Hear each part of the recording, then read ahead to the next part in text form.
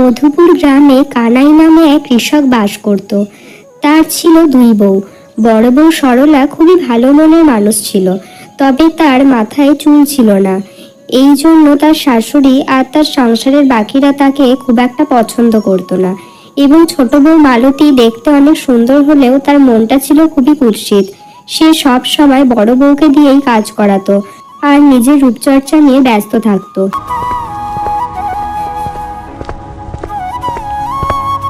কি ব্যাপার বড় বউ, এখনো তোমার রান্না হলো না? এই তোমার রান্নাটা প্রায় হয়ে গেছে, আর একটু বাকি আছে। তোমার যত অজুহাত, খালি কাজে ফাঁকি দেওয়ার ধান্দা। এই কটা রান্না করতে কত সময় লাগে তোমার? মা, আমার তো প্রায় সব রান্না হয়ে গেছিল। আপনি তো আবার বললেন সর্ষে বাটাটা করতে, সেই জন্য আর একটু দেরি হলো আর কি। থাক থাক হয়েছে, আর তোমাকে বলতে হবে না। তাড়াতাড়ি রান্নাটা শেষ করো।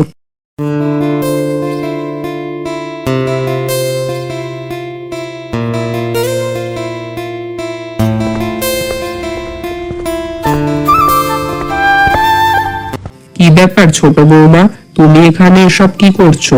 মা, এগুলো তো রূপচর্চা, এগুলো তো একটু করতেই হবে বলুন। এগুলো না করলে আমার এই সুন্দর মুখটা ভালো থাকবে কি করে? হ্যাঁ, তা তুমি করো, তবে এখানে বসে না করলেই নয়, তুমি তো ঘরে গিয়েও করতে পারতে। মা দেখুন, ওই ঘরে বসে সবসময় এগুলো করতে ভালো লাগে না, তাই এখানেই করছি। হ্যাঁ মা, তা তুমি করো। তুমি করবে না তো আর কেই বা করবে?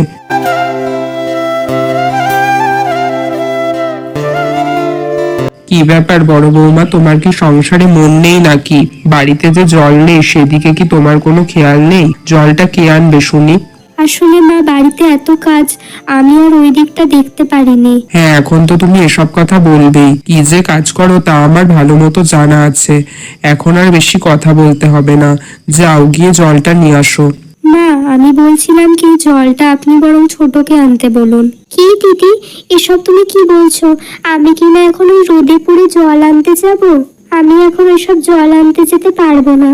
আর তাছাড়া এই রোদে জল আনতে গেলে আমার এই গায়ের রং নষ্ট হয়ে যাবে। তুমি তো সেটাই চাও। না না ছোট, এসব তুই কি বলছিস? আমি এসব কেন চাইবো? হ্যাঁ বড় বৌমা, তাহলে আবার ওকে কেন বলছো? ও কেন যাবে তুমি থাকতে? তুমি গিয়ে এই জলটা নিয়ে এসো। আর সংসারে তোমাকে রাখা হয়েছে কেন? সংসারের কাজগুলো করার জন্যই তো। এমনিতেও তো তুমি কোনো কাজে আসো না। এই তো রূপের ছিরি, যে জন্য আমার ছেলেটাকে আবার বিয়ে দেওয়ালাম। এখন তুমি বলছো কাজ করতে পারবে না। আসলে মা, এই জল আনতে গেলে এমনিতেও আমাকে গ্রামের লোকের 5টা কথা শুনতে হয়। আমার আর এইসব কথা শুনতে ভালো লাগে না, তাই বলছিলাম আপনি যদি জলটা ছোটকে আনতে বলেন তাহলে একটু ভালো হয়। আমি সংসারের বাকি কাজগুলো করে দেব। দেখো বড় বউ, আমি তোমার সাথে এই নিয়ে আর কোনো কথা বলতে পারবো না। ছোট বউ জল আনতে যাবে না, তোমাকে এই জলটা নিয়ে আসতে হবে। তাই বেশি কথা না বলে জলটা নিয়ে এসো।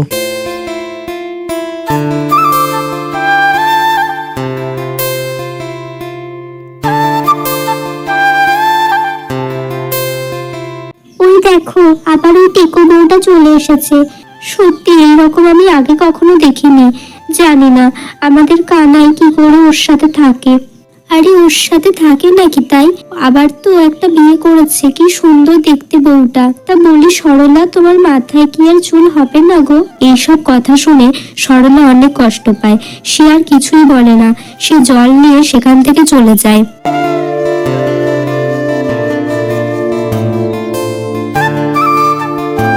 সত্যি বড় বউ, তোমার হাতে রান্নার কোনো জবাব নেই। সারাদিন কাজ করে এসে তোমার হাতে রান্না খাওয়ার পর সব ক্লান্তি দূর হয়ে যায়, সব খিদে মিটে যায়। যত সব ঢং। তা ওই তো শুধু করে রান্না, তার আবার এত প্রশংসা। যত সব, দেখলে একেবারে গা জ্বলে যায়। এইভাবে বেশ কিছুদিন কাটতে থাকে। সরলা সংসারের সব কাজ করতে থাকে। তোমাদের একটা কথা বলার আছে। আমাকে বেশ কিছুদিনের জন্য বাইরে যেতে হবে। এবার জমিতে ভালো ফসল হয়েছে, তাই আমি ভাবছি শহরে গিয়ে সেগুলো বিক্রি করব, তাহলে ভালো দাম পাওয়া যাবে। তা তো বেশ ভালো কথা। তা তুমি এত কষ্ট করে ফসল করেছো, তা তো ভালো হবেই। তা তুমি শহরে যাচ্ছ যাও, তবে আমার জন্য একটা সুন্দর মুখে মাখার ক্রিম আনবে। আমি আরো সুন্দর হয়ে যাব। আচ্ছা, সেসব না হয় হবে, তবে তোমরা কিন্তু মায়ের একটু খেয়াল রেখো। ওসব নিয়ে তুমি কিছু ভেবো না, আমি মায়ের কোনো অযত্ন হতে দেব না। তবে বড় বউ, তোমার কি লাগবে তা তো তুমি কিছুই বললে না। আমার আবার কি লাগবে? আমার কিছু লাগবে না। তুমি ভালোভাবে কাজ করে বাড়ি ফিরে আসো, এটাই আমার জন্য যথেষ্ট। সত্যি বড় বউ, তুমি একই রকম রয়ে গেলে, নিজের জন্য কখনো কিছু চাও না। আচ্ছা বেশ, তবে আমি আসি। এরপর কানাই কাজে বেরিয়ে পড়ে। দেখুন মা, আমি বলছিলাম সরলাকে আর এই বাড়িতে রাখার কি খুব দরকার আছে? কেন ছোট বৌমা, হঠাৎ তুমি এরকম কথা কেন বলছো? না মা, দেখুন, ওকে আমার একদমই পছন্দ হয় না, আর তাছাড়া ও থাকলে বরং আমাদের সংসারের অন্ন নষ্ট হয়। তাই বলছিলাম ওকে এই বাড়িতে রাখার কোনো দরকার নেই, ওকে আপনি বাড়ি থেকে বার করে দিন। সবই বুঝতে পারছি ছোট বউ, তবে বড় বউ সংসারের সব কাজ করে, আর তাছাড়া বিনা পয়সায় ওকে দিয়ে খাটিয়ে নেওয়া যায়, তাই ওকে তাড়িয়ে দেওয়াটা ঠিক হবে না। বুঝেছি, এইভাবে কিছু হবে না, আমাকে অন্য কোনো ব্যবস্থা করতে হবে।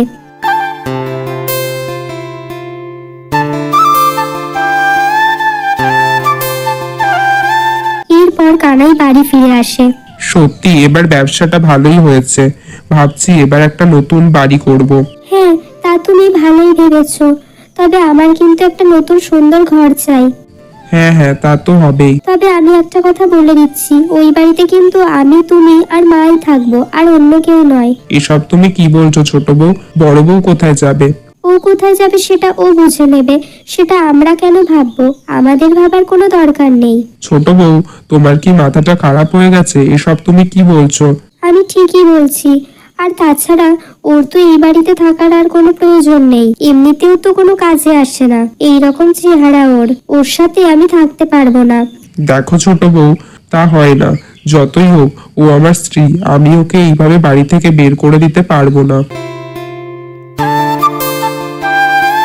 না, এইভাবে আর হবে না, এইভাবে হাত পা গুটিয়ে বসে থাকলে চলবে না, আমাকে কিছু একটা ব্যবস্থা করতেই হবে। ওই সরলাকে আমি এই বাড়িতে কিছুতেই থাকতে দেব না। ও কি ভেবেছে ও কাজ করে রান্না করে সবার প্রশংসা নেবে, আর আমি যে এত সুন্দরী তার কোনো মূল্য নেই, সেটা আমি হতে দেব না। এই বাড়িতে আমি কিছুতেই ওকে আর সহ্য করব না। ওর মাথায় যেরকম চুল নেই সেরকম ওর কপালেও আমি কোনো সুখ থাকতে দেব না। পেয়েছি, একটা উপায় পেয়েছি, এবার আমি সেটাই করব। মা, আপনার ওই হারটা যেটা আমাদের দেখাবে বলেছিলেন, সেটা একবার দেখান না।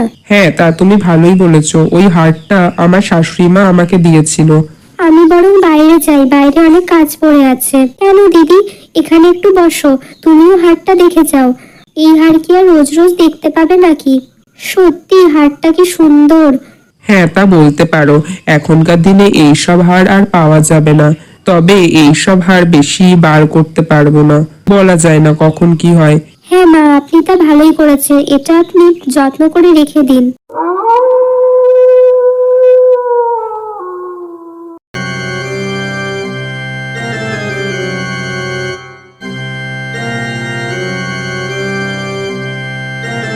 এরপর ছোট বউ সেই হারটা বড় বউয়ের ঘরে রেখে দেয়।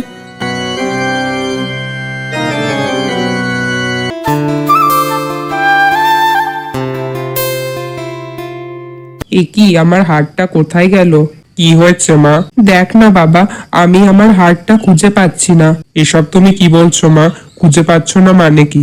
হ্যাঁ বাবা, আমি তো কালকে হারটা বের করে রেখেছিলাম তোর বউদের দেখাবো বলে, তারপর আবার রেখে দিয়েছিলাম, তবে আজকে দেখি হারটা আর সেখানে নেই।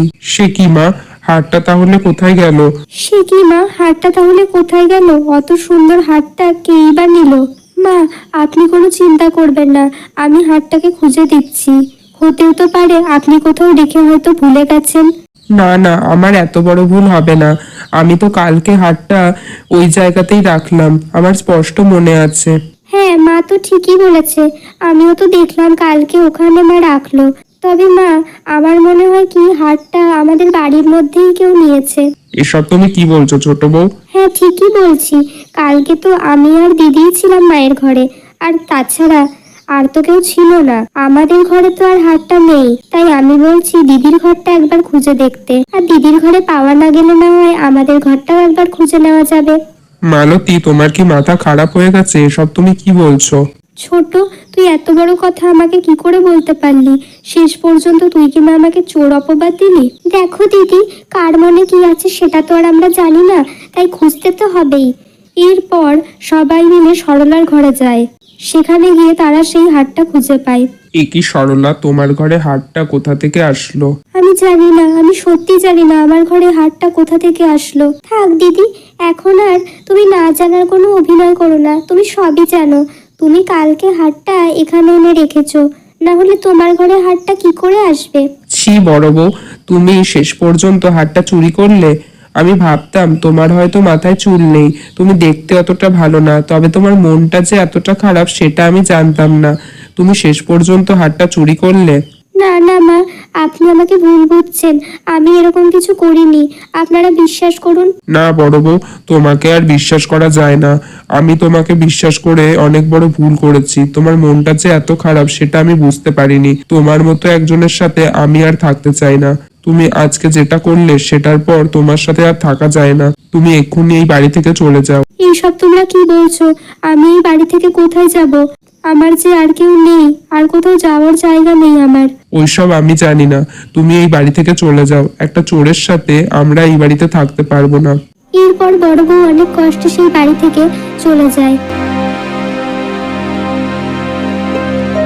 কেন কেন শুধুমাত্র আমার সাথে এরকম হয়? আমি তো কারোর কোনো ক্ষতি করিনি, তারপরেও আমার সাথে এরকম কেন হয়?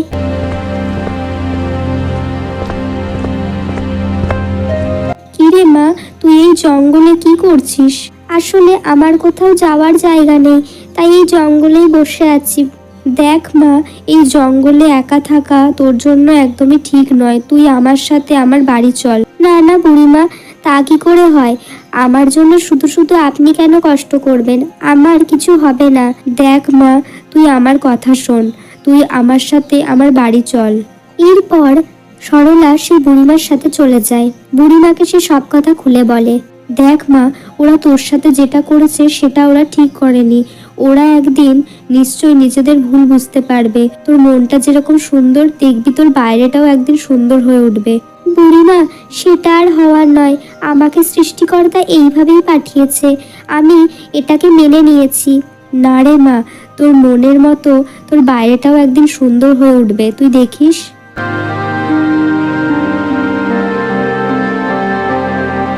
ওই বড় বউটা থাকলে একদিকে ভালোই হতো, ওকে দিয়ে সব কাজ করিয়ে নেওয়া যেত। তবে এখন যে কি করে কাজগুলো করব?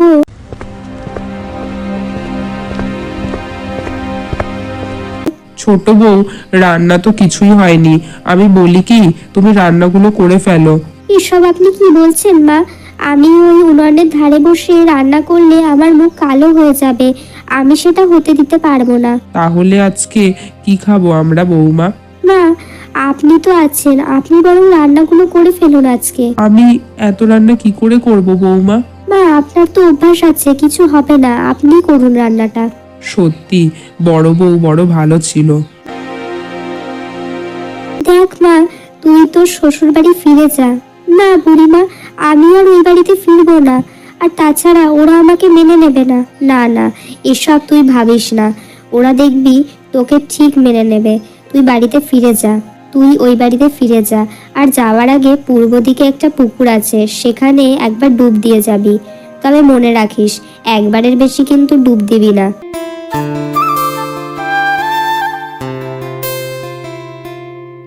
এরপর সরলা বুড়িমার কথা মতো তাই করে। সে সেই পুকুরে ডুব দেওয়ার সাথে সাথে তার রূপ পরিবর্তন হয়ে যায়। এ কি হলো? আমার মাথায় এরকম চুল কি করে আসলো? এরকম সুন্দর আমি কি করে হয়ে গেলাম? এ নিশ্চয়ই বুড়িমার কাজ। এরপর সরলা তার বাড়ি ফিরে যায়।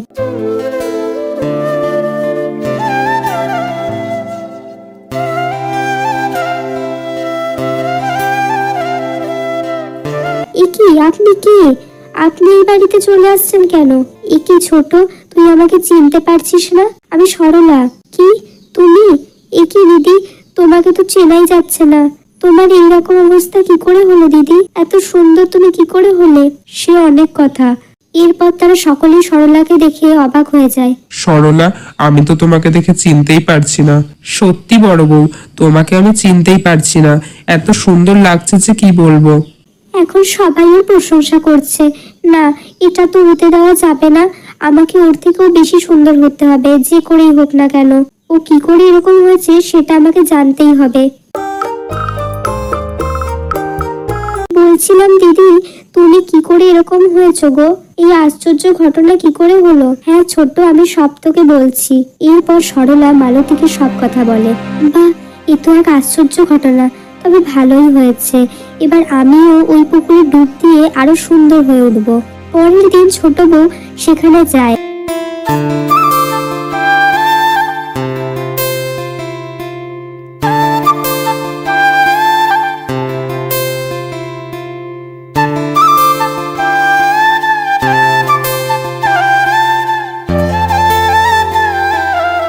কি, আমি তো এত সুন্দর হয়ে গেলাম! একটা ডুব দিতেই এরকম সুন্দর, না জানি আরো কয়েকটা ডুব দিলে আর কত সুন্দর হব। উফ, আমি তো আর ভাবতেই পারছি না। এত আনন্দ হচ্ছে যে কি বলবো। এরপরে মালতী বেশ কয়েকবার ডুব দেয়। এ কি হয়ে গেল? আমার এ কি অবস্থা হলো? তুই কি ভেবেছিলি? আরে, সুন্দর হয়ে উঠবি কি করে? তোর মনটাই তো কুৎসিত। আর এটা একটা জাদুই পুকুর, এই পুকুরে একবারই ডুব দিতে হয়। আর তুই কি না এখানে 4 বার ডুব দিলি। এবার দেখ তোর কি অবস্থা হলো। অতি লোভ করলে তার ফল কখনোই ভালো হয় না। সরলার মতো ভালো মেয়েকে তুই বাড়ি থেকে তাড়িয়েছিলি, এর ফল তো তোকে ভোগ করতেই হতো। বুড়িমা, তুমি আমাকে ক্ষমা করে দাও। আমাকে তুমি ঠিক করে দাও বুড়িমা। আমার অনেক বড় ভুল হয়ে গেছে। আমি তোকে ঠিক করার কেউ নই রে মেয়ে। তুই গিয়ে সরলার কাছে ক্ষমা চা। সবার কাছে নিজের ভুল স্বীকার কর। সরলা তোকে ক্ষমা করলে তাহলে তুই আবার আগের রূপ ফিরে পাবি। এরপর মালতী বাড়ি ফিরে যায়। বাড়ি গিয়ে সে সবাইকে সব সত্যি কথা বলে। ছি মালতী, তুমি এতটা নিচে নামবে সেটা আমি ভাবতেই পারিনি। তোমার জন্য কিনা আমি সরলাকে বাড়ি থেকে তাড়িয়ে দিয়েছি। সরলা, তুমি আমাকে ক্ষমা করে দাও, আমি তোমাকে ভুল বুঝেছি। হ্যাঁ বৌমা, তুমি আমাকেও ক্ষমা করে দাও, আমি তোমার প্রতি অনেক অন্যায় করেছি। না না মা, আপনি এসব কি বলছেন? আপনি তো আমার গুরুজন। আর তোমরা আমার কাছে আর ক্ষমা চেয়ে আমাকে ছোট করো না। আমি তোমাদের সবাইকেই ক্ষমা করে দিয়েছি।